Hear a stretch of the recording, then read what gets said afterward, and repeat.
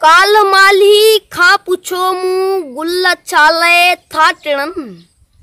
काल माली खां पुछो मूं गुल छाले था टिणन। हिन चयो पोपट जॾहिं सपनो चुमीअ जो थो ॾिसे गुल टिड़न था। गुल पोपट जीअ चुमीअ जो सच आहिनि। मूं चयो पर हू टिड़ी खुशबू सभ में था विरहाइनि। गुल त आहिनि बेवफा हिन वराणियूं।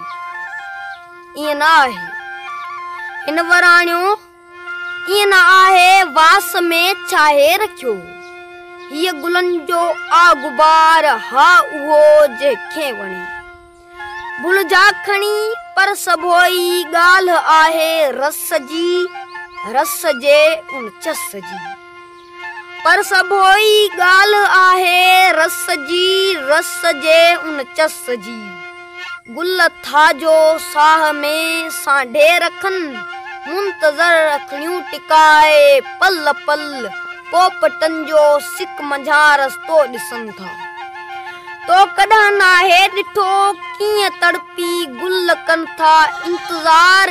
जे ॾिसी पोइ हीअं चवनि, जे ॾिसी पोइ हीअं चवनि गुल अज़ल खां बावफ़ा तो कॾहिं आहे ॿुधो। गुल अज़ल खां बावफ़ा तो कॾहिं आहे ॿुधो। ॾुख कढे पोपट चवे गुल ते मूंखे न आहे एतबार। गुल ते मूंखे न आहे एतबार। या कॾहिं हू हीअं चवे यार मूंखे कस आहे हिन कॾहिं नाहे रखी कंहिं बि गुल ते का मयार।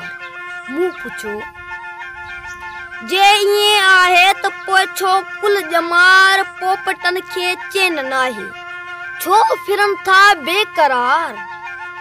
हुन वराणियो ए जनाब पोपटनि जो दर्द हिन संसार खां आहे वॾो, जो उहे ॼाणी नथा। रंग बुअ जो हीअ जहान बस नज़र जो आसराब। गुल असुल में खाक आहिनि हा सची। गुल असुल में खाक आहिनि, गुल असुल में खाक आहिनि हा सची। गुल असुल में खाक आहिनि।